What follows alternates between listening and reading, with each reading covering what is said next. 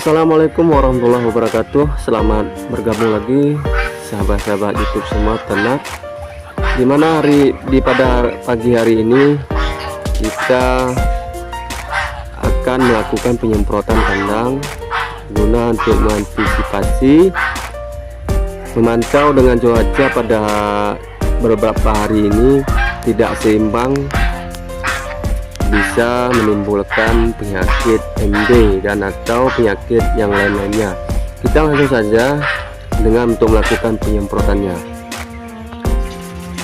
Dan ini kita menggunakan penyemprotan kandang dengan Soklin pemutih.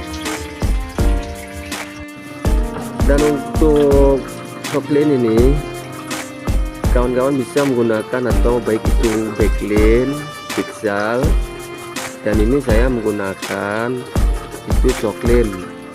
Dan untuk ukurannya juga saya menggunakan dalam satu tangki ini itu Soklinnya setengah botol yang saya pegang ini.